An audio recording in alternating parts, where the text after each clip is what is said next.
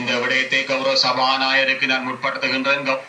පරණාණ්ඩු සාම්ප්‍රදායික ආණ්ඩු කරා වගේ බොරු කියන්න එපා. පැය 24න් කලබල වෙන්න මතුව. පැය 24න් මේ රටේ විශ්‍රාම මැටුම් ලබා දෙන එක අයින් කරනවා කියලා ඔබතුමාට පොරොන්දු වුණා.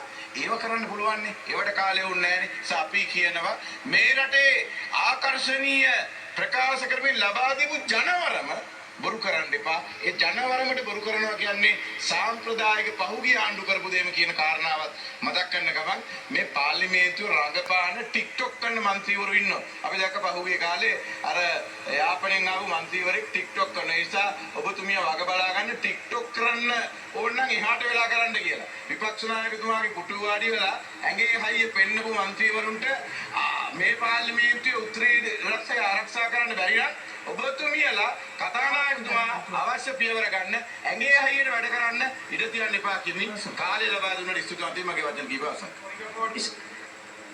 ස්ථාවර නියෝග යටතේ විතරයි.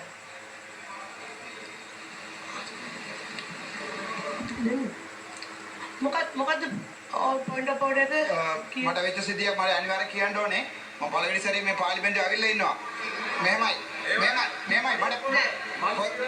නම්බර කියන්නේ මම දැන් කතා කරන්න ගියා විපක්ෂ නායකයෙක් ඔෆිස් එකට වෙන් කරපු බලාව බලන්න. එතකොට ස්ථාවර නියෝග අංකය මට ගැව්වා. ස්ථාවර නියෝග අංකය මේක අපේ පාර්ලිමේන්තුවේ ඇතුලේ සිද්ධ වෙනවා නම් මේක අපේ පාර්ලිමේන්තුවේ ඇතුලේ සිද්ධ වෙනවා නම් කතානායකතුමාට පැමිණිලි කරන මන්ත්‍රීතුමා දැන් මේ මට ගැව්වා ඔෆිස් දැන් අර පුටු සිද්ධිය නිසා මම ડોක්ටර් කෙනෙක් ගරු නිශාන්ත සමරවීර මන්ත්‍රීතුමා මම ඒක කරන්නේ ගරු නිශාන්ත සමරවීර මන්ත්‍රීතුමා ඔබතුමාට විනාඩි 7ක් කාලයක් ගරු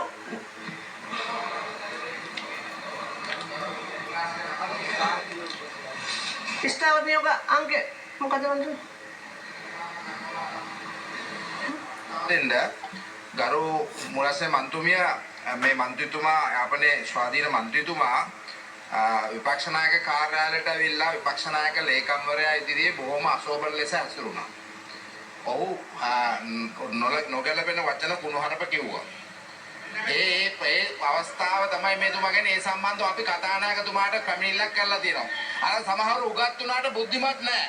ඒ නිසා ඔබතුමිය මූලාසනයෙන් මේකට පරීක්ෂණයක් පවත්වන්න මේ ගැලපෙන්නේ නැති මන්ත්‍රීතුමා විපක්ෂයට යන්න බෑ වෙනදා වාඩි කරවන්න. දෙන්නම මන්ත්‍රීතුමාලා දෙන්නම අසුන්ගන්න ගරු නිශාන්ත සමරවීර මන්ත්‍රීතුමා ඔබතුමාට විනාඩි 7ක් කාලයක් තියෙනවා. බොහොමත් ස්තුතියි ගරු මූල නියෝජ්‍ය කාර්ය මන්ත්‍රීතුමා සභාපතිතුමියනි නිශ්ශබ්ද මන්ත්‍රීතුමා අසුන් ගන්න.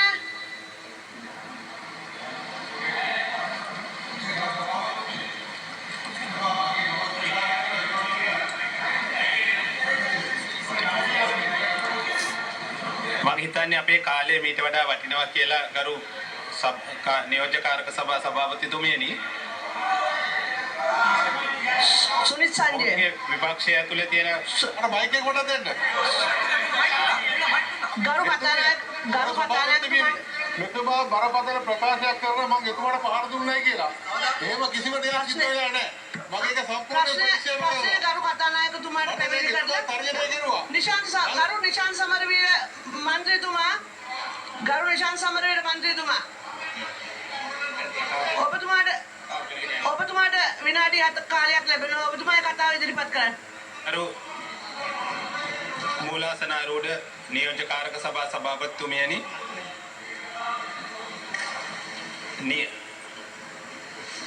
ඇත්තටම ස්තුතිවන්ත වෙනවා මේ කාලය ලබා දීම සම්බන්ධව.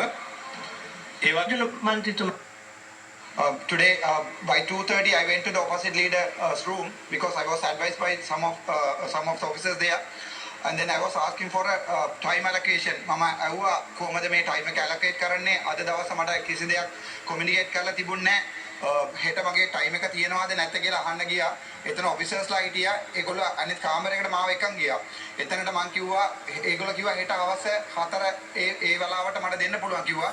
මං කිව්වා ඒ ඕඩර් එක ඔයගොල්ලෝ කොහොමද හදන්නේ කියලා මට අහන්න. එතකොට මේ දැන් සුජිත් කියලා පුත්කලයාටයි තව පුත්කලයාට ගිහිල්ලා කතා කරන්න කිව්වා. ඒගොල්ලෝ තමයි තීරණය කරන්න කියලා. එතකොට මං කිව්වා ඒගොල්ලෝ තැන තැන තීරණය කරන්න බෑ. මං කතානායකතුමාට පැමිණිලි කරන්න මන්ත්‍රීතුමා. පාටි ලීඩර් විදියට මට ඒක උත්තර දෙන්න ඕනේ කියලා. එතකොට මේ සුජිත් කියලා පුත්කලයා මට ගැව්වා. හැබැයි මට ගහන්න තප්පරයක් අවුත් ඕනේ නැහැ. මෙයා මගේ තාත්තාගේ වයස. මට මෙයා ගහලා මෙයාව මම CPR කරන්න වෙනවා. අපිට කාලේ කෙටිනේ ඒ නිසා. ගරු සරෝජා පෝරාජ් ඇමතුමිය. நாங்கள் இந்த நாட்டினை பாராளுமன்றத்தின் பாரம்பரியங்களை மாற்றுகின்ற விதை தொடர்பாக கௌரவ ஹந்துனத்தி அவர்கள் உரையாற்றியிருந்தார். இவ்வளவு காலம் இந்த பாராளுமன்றம் பல வருடங்களாக ஒரே விதமாக ஒரே ஆட்சி தரப்பினர்களால் தங்களுக்கு தேவையான சந்தர்ப்பங்களில் தமக்கு தேவையான விதத்தில் கட்டுப்படுத்திய விடயங்கள் காணப்பட்டிருந்தன. சில தொலைபேசிகளில் உரையாடி நீதிமன்றங்களுக்கு உரையாடி சில குற்றவாளிகளை காப்பாற்றுகின்ற நிலைமை காணப்பட்டிருந்தன. ஆகவே அந்த அளவு தூரம் அவர்களுக்கு அதிகாரத்தை வழங்கிய ஒரு மக்கள் ஆணை அவர் காணப்பட்டிருந்தது. ஆனாலும் இந்த மக்கள் ஆணையை தாண்டி பெற்றுக் கொண்டிருக்கின்ற நீங்கள் அதுக்கு அப்பால் இருக்கின்ற பாரம்பரியங்கள் அப்பால் உள்ள விடயங்களை மக்கள் உணரக்கூடிய விதமாக கடமையாற்ற வேண்டும் என்பதை நான் பொறுப்புடன் கேட்டுக்கொள்ள விரும்புகின்றேன். கௌரவ மஹிந்த விஜயசிங் அவர்கள் இங்கு இருக்கின்றார். அவருடைய பாராளுமன்ற உரையை ஆற்றுகின்ற போது இப்போ இங்க இருக்க நான் முடியவில்லை, இங்க இருக்க என்னால் முடிந்திருக்கவில்லை. நான் நேரடி ஒளிபரப்பு மூலமாக அதை கேட்டிருந்தால் அவர் கூறியிருந்தார் நேற்று இடம்பெற்றிருந்த சம்பவம் இடம்பெறாதிருக்க இருந்தது.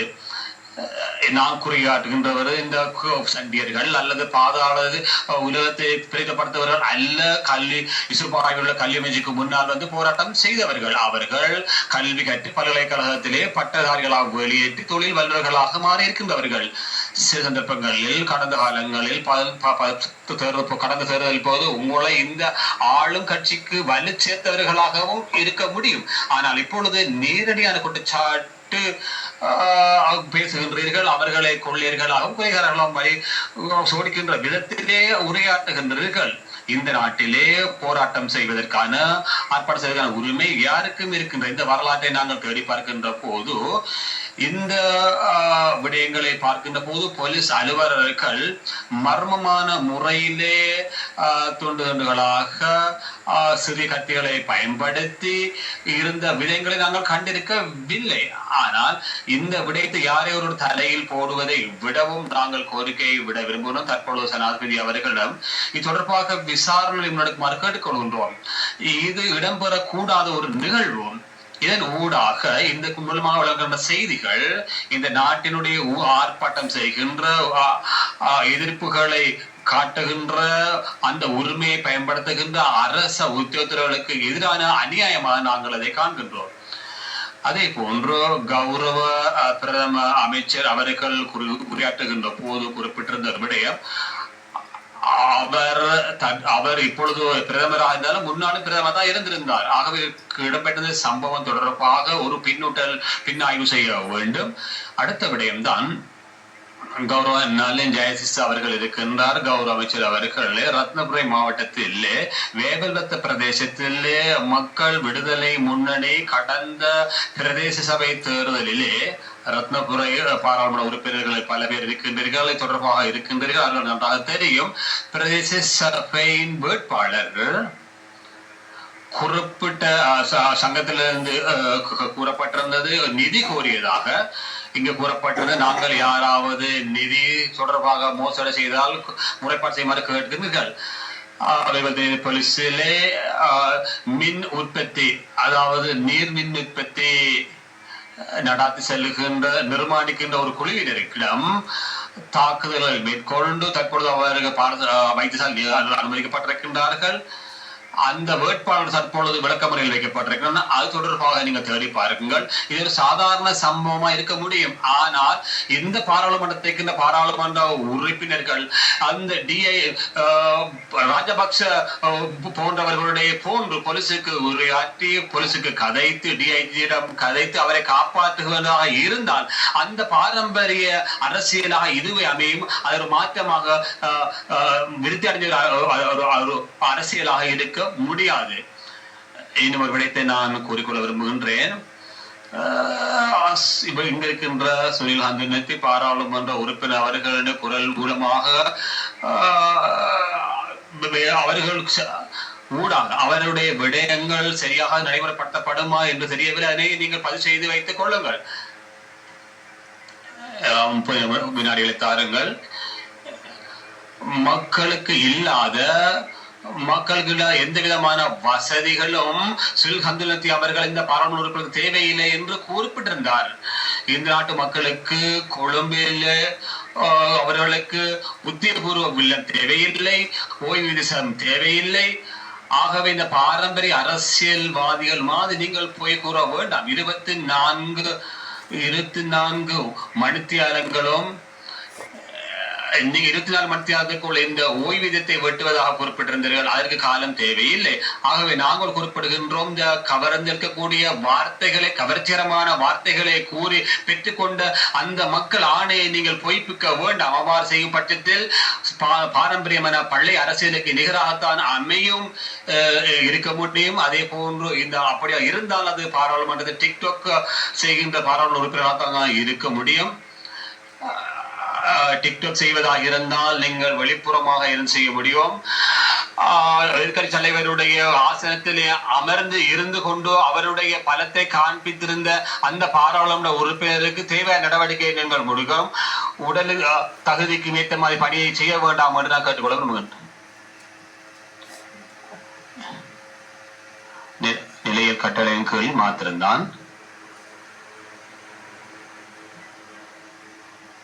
என்ன உங்களுடைய ஒழுங்கு எனக்கு இடம்பெற்ற சம்பவத்தை நான் கூற வேண்டும். நான் முதன்முறையாக பாராளுமன்றத்துக்கு வந்திருக்கின்றேன். நான் எதிர்கட்சி காரியாலயத்துக்கு நான் உரையாற்ற சென்றிருந்தேன். எனக்கு பாராளுமன்றத்துக்குள்ள எனக்கு தாக்கி இருக்கின்றார்கள். இந்த பாராளுமன்றத்துக்குள்ளே வர சம்பவம் இடம்பெறுமாக இருந்தால் எவ்வாறு வெளியில் இருக்க முடியும்? நான் வைத்தியர் ஒருவர்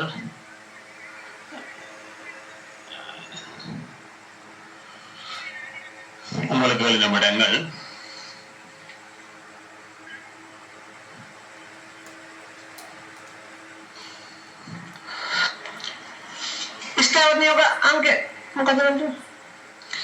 நிலையில் கட்டளை இலக்கம் என்ன? கௌரவ உறுப்பினர்கள்,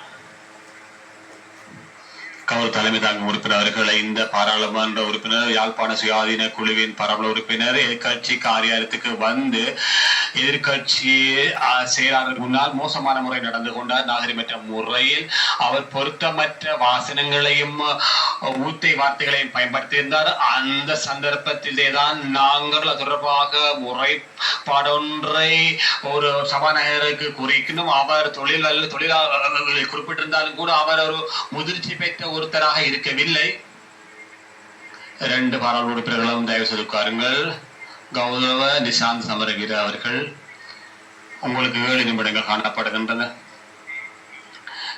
மிக்க நன்றி தலைமை தாங்கும் கௌரவ உறுப்பினர்களே, குழுக்களின் பிரதிநிதி அவர்களே, அமைதிப்படுங்கள், அமர்ந்திருங்கள்.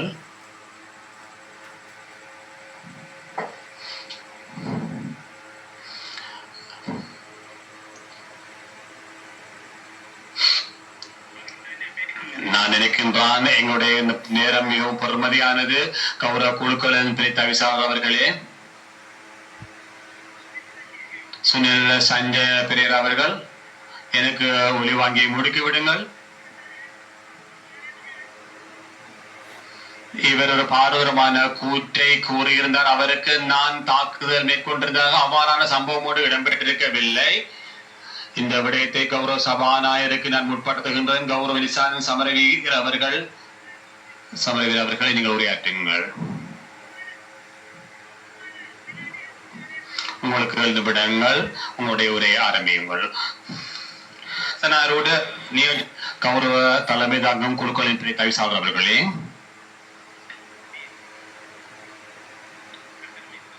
உண்மையிலே இந்த கால நேரத்தை வழங்கியிருக்க உங்களுக்கு நன்றிகளை தெரிவித்துக் கொள்கின்றேன். உண்மையிலேயே நான் மிகவும் விரக்தியுடனேயே இந்த கன்னி உரையை ஆரம்பிக்க வேண்டி இருக்கின்றது. விசேடமாக நாங்கள் எதிர்பார்த்திருந்த பாராளுமன்றம் இதுதானா என்கின்ற கேள்வி இந்த சந்தர்ப்பத்தில் எழுந்திருக்கின்றது. நான் நிற்கின்ற நாட்டுடைய மக்கள் ஒருபோதும் எதிர்பார்த்திராத ஒரு நிகழ்வுதான் இப்பொழுதும் இடம்பெற்றுக் கொண்டிருக்கின்றது. இன்றைய நாள் கௌரவ சனாதிபதி அவர்களினால் முன்வைக்கப்பட்டிருந்த நாட்டை கட்டியெழுப்புகின்ற வேலை திட்டம் தொடர்பாக கலந்துரையாடுவதற்காகத்தான் ஒதுக்கப்பட்டிருக்கின்றது. ஆனால் இன்றைய நாள் பூராகவும் நாங்கள் ஏமாற்றம் அடைகின்றோம். இதுவரையிலும் உரையாற்றிய எந்த ஒரு எதிர்கட்சி பாராளுமன்ற உறுப்பினர்கள் சில சம்பவங்களை மாத்திரம் தூக்கிப்பிடித்து உரையாற்றினார்களே ஒழிய உண்மையிலே இது ஒரு விவாதம் என்ற நிலை கொண்டு வந்திருக்கவில்லை. எங்களுக்கு தேவையாயிருந்து நாட்டை கட்டியெழுப்புகின்ற விதமும் அதனை கட்டியெழுப்புகின்ற போயப்படுகின்ற பிணக்குகள் அதற்கு முகம் கொடுக்கின்ற விதம் என்பதை நியாயமான முறையில் விவாதிப்பதற்காகும். அந்த எதிர்பார்ப்புடன் தான் நாங்கள் இன்றைய தினம் இந்த விவாதத்திலே தொடர்பட்டிருக்கின்றோம். அதே போன்றுதான் தங்களுடைய தனிப்பட்ட பிரச்சனைகளை முன்னிலைப்படுத்தி இந்த நாட்டுடைய மக்களின் முக்கியமான ஒரு சந்தர்ப்பத்திலே அவர்களுடைய பொறுமதியான நேரத்திலே மிக மோசமான முறையில் முன்வைப்பதற்கு அவர்கள் நடவடிக்கையை முன்னெடுப்பதை நான் இந்த உரையின் ஆரம்பத்திலே கவலையோடு தெரிவித்து கண்டனத்தை வெளியிடுகின்றேன். எங்களுடைய மக்கள் ஆணையுடைய தன்மை தொடர்பாக சில விடயங்களை இங்கே கூறியாக வேண்டும். எங்களுக்கு இந்த மக்கள் ஆணையை மக்கள் வழங்கியது 159 ஆசனங்களை வழங்க வேண்டும் என்றது அல்ல. அதற்கு அப்பால் சென்று முழு மக்கள் சமூகமும் தனித்தனியாக வாழுகின்ற ஒரு சமூகமாகவும் இப்பொழுது அவர்கள் ஒட்டுமொத்தமாக நினைக்கின்ற ஒன்றாக பணியாற்றுகின்ற அலுவல்களை மேற்கொண்ட ஒரு சமூகமாக மாறி இருக்கின்றார்கள். உண்மையிலேயே ஒரு தர சிறப்பு வாய்ந்த ஒரு மாற்றம் இந்த சமூகம் வந்திருக்கின்றது. கடந்த தேர்தலோடு அது வெளிப்பட்டிருக்கின்றது. கடந்த காலங்களிலே தனித்தனியாக வாழ வேண்டும், வெவ்வேறாக சுயநலமிக்கவர்களாக வாழ வேண்டும் என்ற எண்ணப்பாங்கு அப்பால் சென்று அவர்கள் பொதுநலவாதிகளாக சிந்தித்து கடமையாற்ற புறப்பட்டிருக்கின்றார்கள். கடந்த காலம் குறைவாகவும் நாங்கள் எங்களுக்கு கிடைக்கின்ற தொலைபேசி அழைப்புகளை பார்க்கின்ற போது அவர்கள் குறிப்பிடுகின்ற விடயமான இந்த நாட்டை நாங்கள் எல்லோரும் கட்டி எழுப்புவோம், தனிப்பட்ட நிகழ்ச்சிகளுக்கு அப்பால் சென்று நாங்கள் அதுக்குரிய ஒத்துழைப்பை வழங்குகிறோம் என்று கூறிக்கொண்டிருக்கின்றார்கள். ஆகவே எங்களுக்கு பொறுப்புகள் காணப்படுகின்ற இந்த பாராளுமன்றத்திற்குள் நடந்து கொள்கின்ற முறையின் போது எதிர்கட்சியினர் உள்ளிட்ட சகல பாராளுமன்ற உறுப்பினர்கள் எந்த மக்கள் கூறுகின்ற அந்த கோரிக்கை விடுத்திருக்கின்ற சந்தர்ப்பத்தில் அவர்களை மதிப்பளிக்கின்ற விதத்தில் இந்த மோசமான குணங்களை அல்லது தரங்களை வெளிப்படுத்தாமல் இருக்க வேண்டும் என்று கேட்டுக்கொள்ள விரும்புகின்றேன். அதே போன்று நாங்கள் அரசியல் இயக்கம் என்ற அடிப்படையில் இந்த நாட்டு மக்களுடைய அடிப்படை பிரச்சனைகளை அடிப்படை தேவைகளில் பால் கவனத்தை செலுத்துகின்ற ஒரு இயக்கமாக காணப்படுகின்றது. விசேடமாக எடுத்துக்கொண்டால் மக்களுக்கு அவர்கள் கட்டாயமாக எதிர்பார்க்கின்ற விடயம் நீண்ட காலமான ஒரு வாழ்க்கையை, அதே போன்று அந்த வாழ்க்கையிலே ஒரு சுகதேகியாக வாழ வேண்டிய வாழ்க்கை, அதே சந்தோஷமாக வாழ்க்கையை கழிக்க வேண்டும் என்று அவர்கள் எதிர்பார்க்கின்றார்கள். உணவு, வீடு, ஆடை அணிகலன்கள் எங்களுடைய காலத்தில் சிறிய பருவத்திலே நாங்கள் கற்றுக்கொண்ட அடிப்படை தேவைகளை அதை விரிவாக்கம் செய்து கொள்கின்ற வாழ்க்கைக்கு வலு சேர்க்கின்ற விடயங்களை கட்டியெழுப்புவதற்கு அவர்கள் எதிர்பார்த்துக் கொண்டிருக்கின்றார்கள். நாங்கள் எதிர்பார்க்கின்றோம் அந்த தேவைப்பாடுகள் நோக்கி நாங்கள் செல்வதாக இருந்தால் இந்த நாட்டின் சகல மக்களின் அடிப்படையாக அடிப்படையிலே அவர்களை ஒன்றுபட்டு சிந்திக்கின்ற மக்களாக அபிவிருத்தி செய்ய வேண்டும் என்பதே எங்களுடைய அடிப்படை காரணமாக இருந்தது. அதன் அடிப்படையிலே நாங்கள் பணியாற்றி இருந்தோம். நாங்கள் மக்களுக்கு எடுத்து கூறியிருந்தோம். தனித்தனியாக இயங்குவதை விடவும் கூட்டாக இயங்குவதனுடைய தேவைப்பாட்டை அவர்களுக்கு வலியுறுத்தியிருந்தோம். கௌரவ சனாதிபதி அனுர்குமார் திசாநாயக்க உள்ளிட்ட இந்த ஒட்டுமொத்த தேசிய மக்கள் சக்தி பாராளுமன்ற உறுப்பினர்கள், அதே போன்று தேசிய மக்கள் சக்தி இந்த அரசியல் இயக்கம் மக்களுக்கு அந்த தேவைக்கு அப்பாறு அந்த விடயங்களை வலியுறுத்தி கூறியிருக்கின்றது. முதலாவது சந்தர்ப்பமாக இலங்கை அரசியல் வரலாற்றிலே இந்த பாராளுமன்றம் ஒரு சுயாதீன அமைப்பாக ஸ்தாபிக்கப்பட்டிருக்கின்றது. அது எங்களால் இயலுமாக செய்யப்பட்ட ஒரு ஆற்றல் மிக்க ஒரு பணியாகும். அவ்வாறான ஒரு அரசியல் பேரியக்கம் தான் இந்த நாட்டினுடைய அரசியல் இயக்கமாக மாறியிருக்கின்ற அதிகாரத்தை பெற்றிருக்கின்றது. நாங்கள் நினைத்ததை விடவும் இந்த நாட்டு மக்கள் இந்த அரசியல் பேரியக்கம் வெற்றி பெற்றது தொடர்பாக அவர்கள் சந்தோஷப்படுகின்றார்கள். அதே போன்று நான் முன்னர் கூறிய அந்த தேவைப்பாடுகளை நீ பூர்த்தி செய்யப்படுகின்ற போது சுகாதார அமைச்சுக்கு, கல்வி அமைச்சுக்கு உள்ளிட்ட ஒட்டுமொத்த கருத்திற்குள்ள போதுமான அளவுக்கு வேலை திட்டங்கள் முன்னெடுக்க வேண்டி இருக்கின்றது.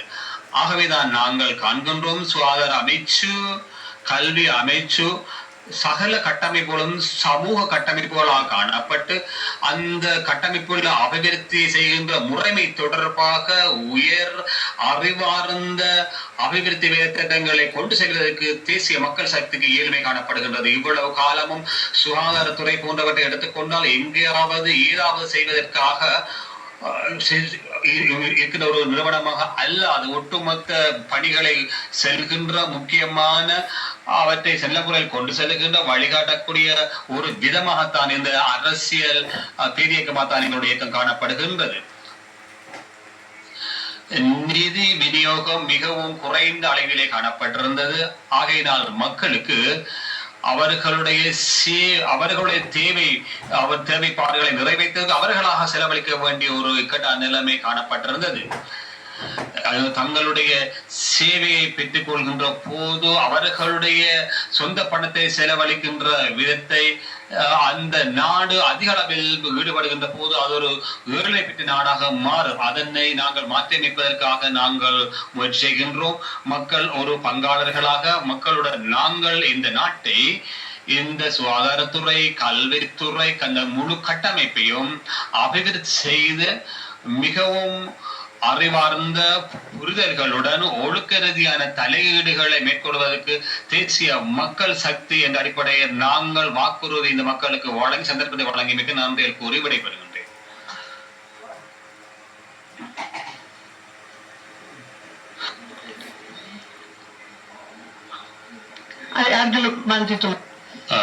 அர்ஜுனா அவர்கள், நான் எதிர்கட்சி தலைவரின் அலுவலகத்துக்கு காரியாலயத்துக்கு 2:30 மணிக்கு சென்றேன். நான் அவரிடம் போய் நேரத்தை ஒதுக்குமாறு கேட்டுக்கொண்டேன். நான் கேட்டிருந்தேன் எவ்வாறு நேரத்தை ஒதுக்குவது என்றும். எனக்கு நேரம் ஒதுக்கப்பட்டிருக்கவில்லை பேசுவதற்கு. நாளை தினம் எவ்வாறு எனக்கு தெரியவில்லை. அங்கு அலுவலர்கள் இருந்தார்கள், வேறொரு அறைக்கு என்னை கூட்டி சென்றிருந்தார்கள். மாலை 4 மணிக்கு நேரம் ஒதுக்க முடியும் என்று குறிப்பிட்டிருந்தார். எவ்வாறு நீங்கள் அந்த பேச்சுக்குரிய ஒழுங்கை நீங்கள் ஒதுக்குகின்றீர்கள் என்று கேட்டிருந்தேன். சுஜித் என்கின்ற அலுவலர் இன்னும் ஒரு அலுவலர் தான் கேட்கவும் அவர்கள் அதை தீர்மானிக்க வேண்டும் என்று கூறியிருந்தார். கட்சி தலைவர் என்ற வகையில் அதுக்கு பதிலளிக்க வேண்டும் என்று கேட்டேன். அதுக்கு சுஜித் என்கின்ற அலுவலர் எனக்கு அவர் அடுத்திருந்தார். அவர் எனக்கு தகப்பனுடைய வயதாக இருக்கின்றார். எனக்கு ஒரு வினாடி அதிகமாக தேவையில்லை. அவருக்கு நான் தாக்கல் மேற்கொண்டேன். அவர் தகப்பன் போன்ற வயதில் இருக்கின்றவர். கௌரவ சரோஜா போல்ராஜ் அமைச்சர் அவர்கள், உங்களுக்கு 8 நிமிடங்கள் காணப்படும்.